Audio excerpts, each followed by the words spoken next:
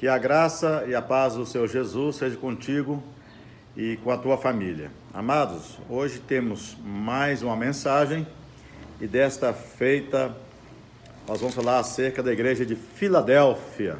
A palavra Filadélfia significa amor fraterno, amor entre os irmãos, coisa que aconteceu muito por ocasião do século XVI, quando nós encontramos ali os protestantes, assim chamados na época, e talvez até hoje alguns assim os chamem ainda. Aqueles que protestaram contra aquela igreja na época que vendia indulgências, que pregava a salvação por obras, que trouxe tanto paganismo para os seus fiéis, que protestaram contra todo aquele sistema de opulência, de riquezas, de dominação, com exércitos, tomando terras, impostos às nações do mundo civilizado na época. Enfim, em aquele em que a igreja é que perdoava ou não os pecados, é que salvava ou não salvava para a vida eterna.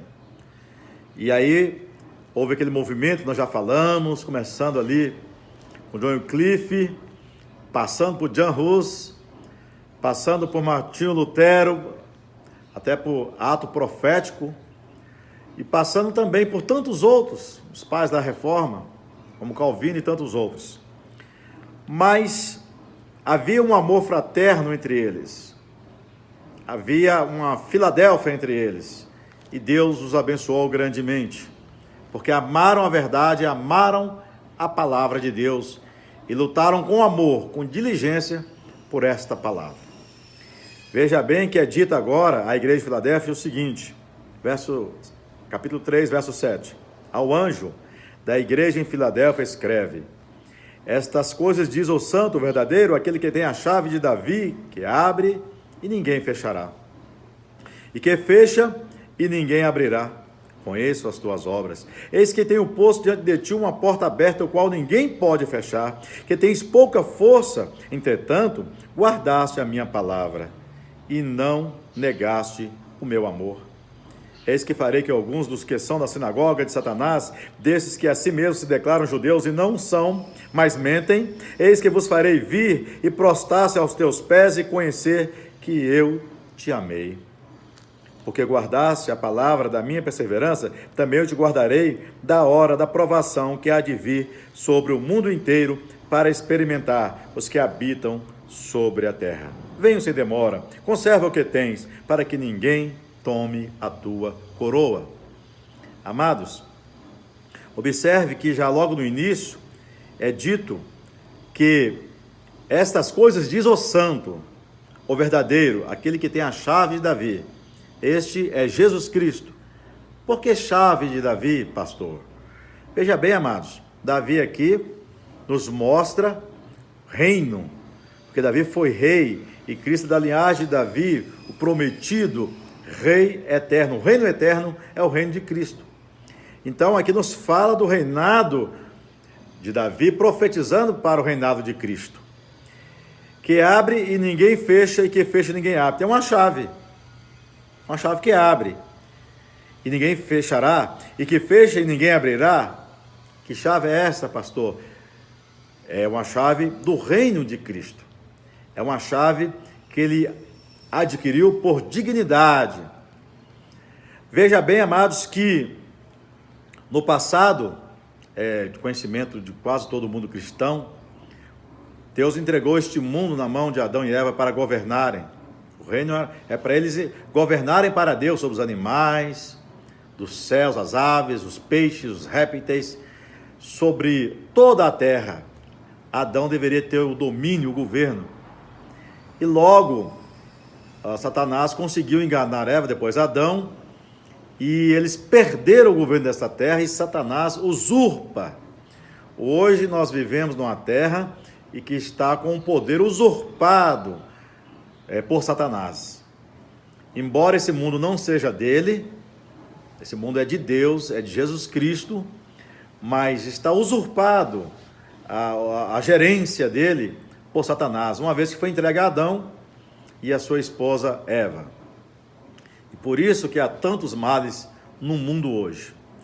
Entretanto, Deus enviou seu Filho a este mundo, que veio na forma humana, menor do que os anjos, se esvaziando, porque ele é o próprio Deus encarnado, se fazendo menor do que os anjos, menor do que os homens, dizendo: o Pai é maior do que eu, sendo ele da essência do Pai, sendo ele um único Deus com o Pai. Ele agora se faz homem realmente, se faz menor, por amor a nós. E vindo a este mundo, ele morre numa cruz, e Satanás então achou que ali, quando ele estava usando o homem para matar Jesus, quando ele estava usando a humanidade para que acabasse com Jesus Cristo ali na cruz do Calvário, na verdade, Jesus Cristo estava vencendo o próprio Satanás, vencendo-o, expondo a ele ali na cruz, o despojando, como diz lá em Colossenses 2,15, sobre as potestades e principados, desprezando-o, triunfando sobre ele na cruz. O que é despojando, pastor? É desarmando, é desnudando, é tomando tudo que é do inimigo numa guerra. Isso é despojar. E observe que agora, Satanás ali, ele perdeu. Por que ele perdeu quando ele achou que estava vencendo? Porque ali foi mostrado a sua maldade, a sua mentira, o seu homicídio, a sua inveja, a sua cobiça, o seu ciúme, o seu descontrole, o seu pecado, a sua natureza pecaminosa. Foi mostrado quem Satanás é de verdade. E ali foi revelado o amor de Deus, a sua paciência, o seu amor, a sua longanimidade, quem Deus é de fato. Salvando o homem, perdoando o homem, morrendo no lugar do homem, Satanás perdeu. Ele feriu com uma dor simbólica, como se fere o calcanhar de alguém. Isso foi o que Deus disse lá no Éden: tu lhe ferirás o calcanhar. Entretanto, Jesus esmaga a sua cabeça, ou seja, esmaga a sua autoridade. Jesus tira toda a autoridade de Satanás ali na cruz do Calvário. Ele não é mais ninguém. Ele foi menosprezado, desprezado, despojado, diminuído, não tem mais valor. Ali, Cristo está tomando de volta o reino para a mão dele. Aí tomando a chave da morte e do inferno. Eu gostaria que você voltasse aqui no capítulo 1, no verso 18. Olha o que é dito: e aquele que vive, estive morto, Jesus Cristo, está vivo, não está? Esteve morto? Esteve. Mas eis que estou vivo pelos séculos dos séculos, para sempre.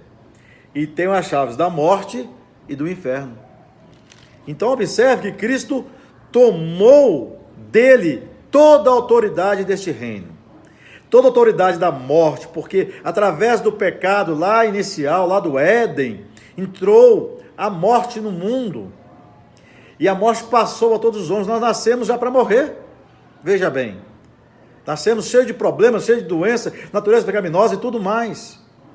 Passou a todos os homens. Nós já nascemos assim. É uma questão de natureza. É uma questão de passar de pai para filhos. E agora, quando o Senhor esmaga a sua cabeça, está esmagando o quê? A sua autoridade. Cabeça significa autoridade. Então toma dele a chave. Está nas mãos de Cristo. Cristo venceu este mundo, esse sistema implantado por Satanás, um sistema que valoriza a ganância, a inveja, o ciúme, coisas típicas dele. Ele venceu todos esses sistemas desse principado das trevas. Pastor, mas Cristo não é o dono do mundo? Sim, mas olha o mundo como está hoje. Olha como está a humanidade, as guerras. Pessoa mata o outro à toa numa briga de trânsito. Um marido que diz que ama, mata a mulher. Uma pessoa, por causa de um tênis, mata outra pessoa. Meu Deus! Olha a situação do Brasil hoje na violência, do mundo, as guerras, tudo que está acontecendo. A ganância. O que o homem não faz por dinheiro, amados. É sexo, dinheiro e poder. Essa trilogia. Então, Jesus Cristo disse que Satanás é o príncipe deste mundo, não que ele seja o dono, mas o seu principado, o seu governo sobre os corações e a mente das pessoas que estão caídas. Então, sendo o Senhor o dono, ele agora, passo a passo, ele vai vencendo os seus inimigos. Primeira coisa que ele fez é esmagar a sua autoridade, a sua cabeça. Satanás não tem mais autoridade nenhuma. Ah, pastor, mas ele tem poder, pai, está com poder, mas ele não tem dignidade, ele não é mais ninguém, ele não tem mais autoridade.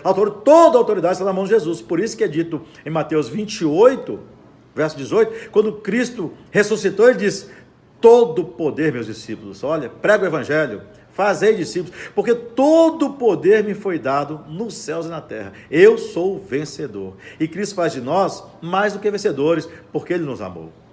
Em Cristo nós somos vencedores, não pelos nossos méritos, não pela nossa natureza, não pelo nosso pensamento dessa consciência caída pela natureza humana, não, e pelo pecado, mas por Cristo que nos amou, e ele tem essa chave nas mãos, a chave de Davi, e ele assentou na glória à destra do Pai. Estevão, quando foi apedrejado e morto, ele viu Cristo sentado à destra do Pai, até que ele vença os seus inimigos. Mas já venceu na cruz, pastor? É porque Deus não faz as coisas assim, não passa de mágica como nós queremos, como é na natureza humana, extermina tudo, que acaba com tudo, e tá. Não é assim. Então, eu vou até ler aqui um texto com os irmãos, para ficar bem claro essa questão, aqui no livro de 1 Coríntios, no capítulo 15, veja como é maravilhosa esta porção que nos é dada. 15, 25 de 1 Coríntios. Porque convém que ele reine, ele quem? Jesus Cristo, até que haja posto todos os inimigos debaixo dos pés. Então Cristo sentou-se à destra do Pai, lá na glória, e devagarinho vai colocando todos os seus inimigos debaixo dos seus pés. O último inimigo a ser destruído é a morte. Mas Cristo já venceu? Já venceu. Mas ele já destruiu a morte? Não destruiu ainda.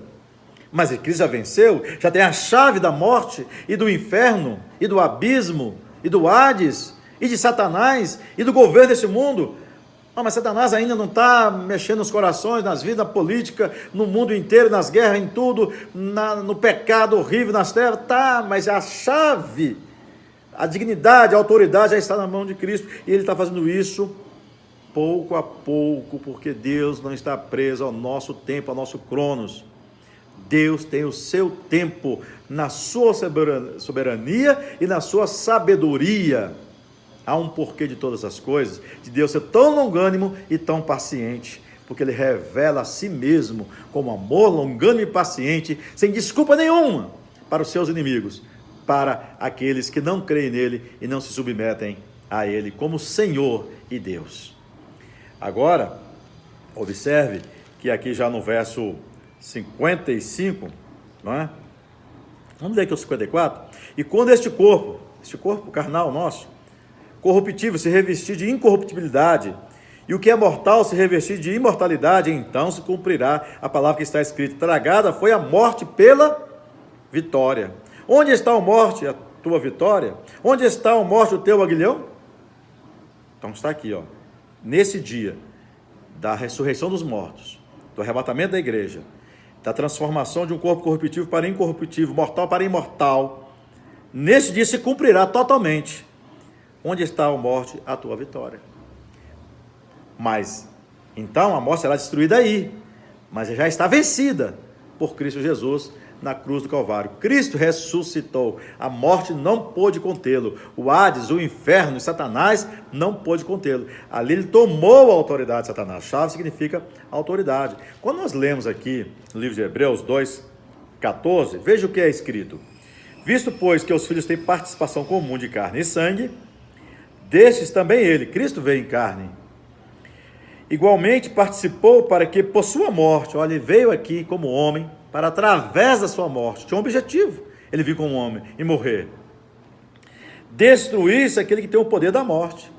Ele destruiu o que tinha a chave, o poder da morte, a saber, o diabo, porque ele enganou o homem morreu, e a autoridade estava na mão dele, a legalidade estava na mão dele, não está mais. Cristo morreu em nosso lugar, pagou o preço, pagou um alto preço, e Satanás não tem mais nada. Satanás já está vencido. porém não destruído. A morte já está vencida, porém não destruída. Tudo a seu tempo, na sabedoria e no tempo de Deus. E as coisas estão acontecendo conforme as profecias. Pastor, mas o que tem a ver isso com a igreja de Filadélfia? Observe que agora Cristo se apresenta para essa igreja como aquele que tem a chave de Davi, ele reina. Está destruindo seus inimigos, e aí o seu reino será manifestado nessa terra, totalmente 100%. E é dito, vou até mostrar aqui, no Apocalipse 21, Apocalipse 20, melhor assim dizendo, vou ler aqui, o verso 2, diz o seguinte: ele segurou o dragão, a antiga serpente, que é o diabo, Satanás, e o prendeu por quanto tempo? Por 1000 anos, e lançou no abismo, fechou e pôs selo sobre ele, para que não mais enganasse as nações, até completar os 1000 anos. Então observe que essa chave do abismo está nas mãos do Senhor. Então é dito aqui também, depois disso é necessário que ele seja solto por pouco tempo. Olha, a chave está na mão dele, e será solto por pouco tempo, diz no verso 7, quando porém se completarem os 1000 anos, Satanás será solto da sua prisão. Olha, a chave está nas mãos do Senhor Jesus, e sairá a seduzir as nações que há nos 4 cantos da terra. Então, amados, quando chega no verso 14, diz assim: então a morte e o inferno foram lançados para dentro do lago de fogo. Essa é a segunda morte, o lago de fogo. Então a morte e o inferno não existirá, será destruída aqui, ó, Apocalipse 20, verso 14. O diabo também, aqui no verso 10, é destruído. Ó. O diabo, o sedutor deles, foi lançado para dentro do lago de fogo e enxofre, onde já se encontram não só a besta, como também o falso profeta, e serão atormentados dia e noite para os séculos dos séculos. Então o diabo agora é lançado no lago de fogo e enxofre, depois que ele sai do abismo. Toda a chave está nas mãos do Senhor. Aqui se completa toda a vitória, aqui se completa toda a destruição de Satanás, da morte, do inferno, do Hades. É por isso que já no capítulo 21, no verso 4, é dito: e lhes enxugará dos olhos toda lágrima. Chegaremos na glória, sendo enxugado as nossas lágrimas, as dores daqui da terra. E a morte já não existirá, já não haverá luto, nem pranto, nem dor, porque as primeiras coisas passaram. Haverá pranto, dor, luto, clamor, nada disso mais. Tudo se fez novo. Bendito seja o nome do Senhor. Olha o verso 5, e aquele que está sentado no trono, ele já não está no trono, a destra do Pai, está lá sentado no trono, eis que faço nova todas as coisas.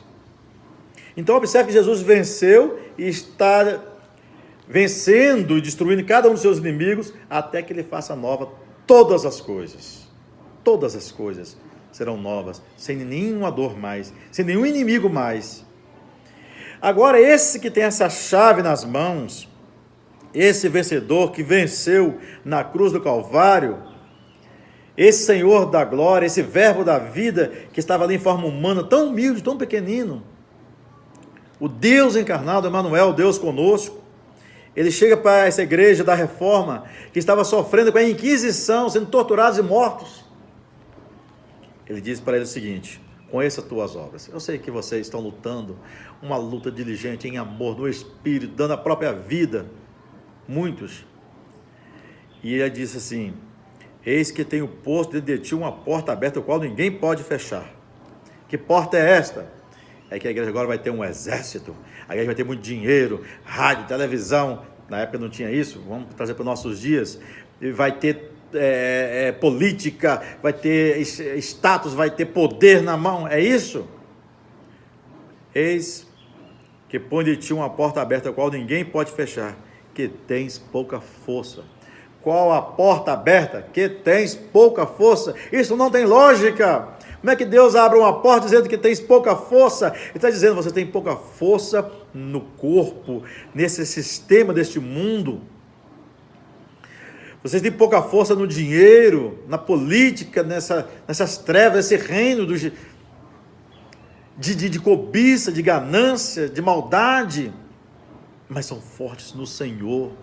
Querido, que a minha força e a tua força não esteja no nosso intelecto, no nosso dinheiro, na nossa sabedoria, nem na força física, nem na nossa capacidade humana, e nem confiado em nenhuma instituição, ou no Estado, ou no governo, ou qualquer coisa que seja deste mundo, mas que a nossa força seja no Senhor. E diz: entretanto, guardaste a minha palavra e não negaste o meu nome. Buscai primeiro o reino de Deus, não negue. Demais coisas são as demais coisas, você serão acrescentadas. Deus não vai deixar faltar o pão para você, nem uma veste. É promessa dele. Entretanto, a sua riqueza está no Senhor e não nas coisas deste mundo.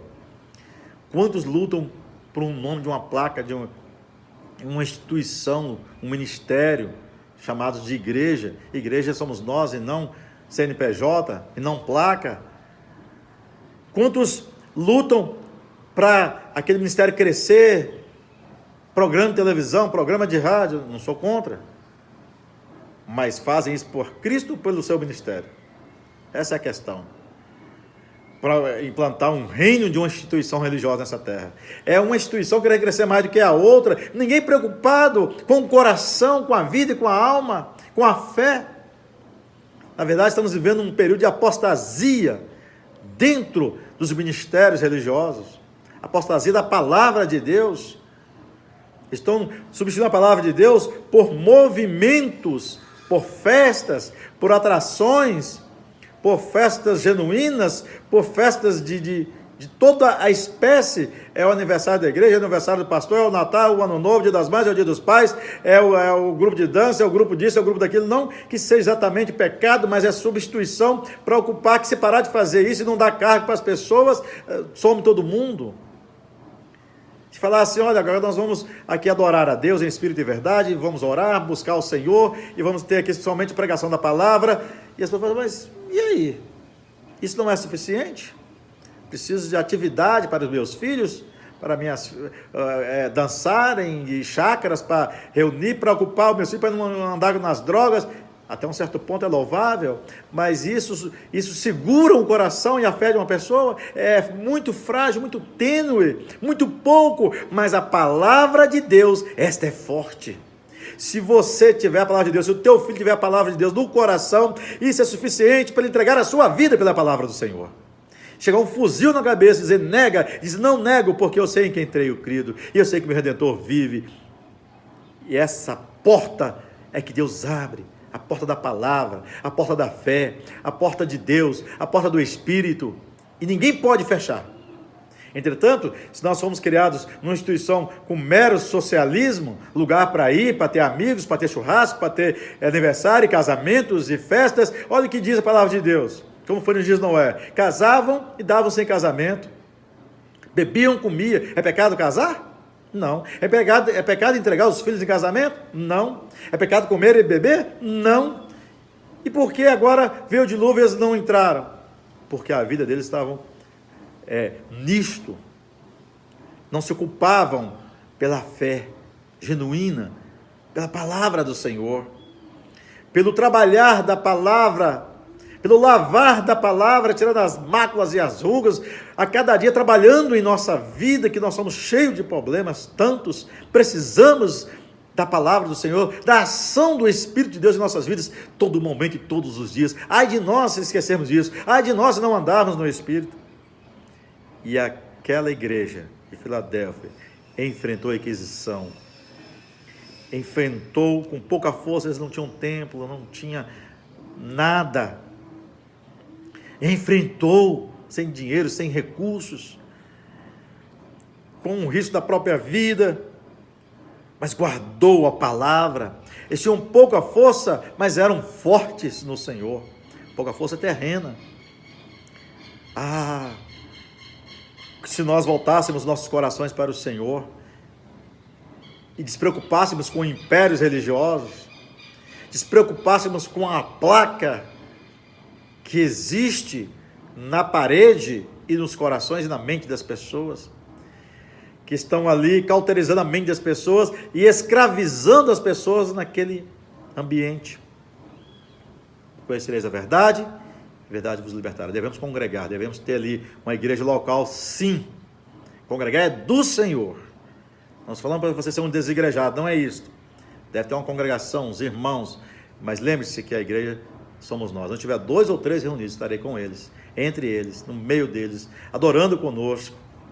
Jesus conosco adora ao Pai, o Espírito Santo conosco, Isto é a igreja. E a palavra do Senhor, reunir 100 palavras, substituir a palavra por psicologia no púlpito, autoajuda, motivação, massageando o ego das pessoas, as pessoas se tornando cada dia mais fracas e mais depressivas, e mais inseguras, com crise de identidade.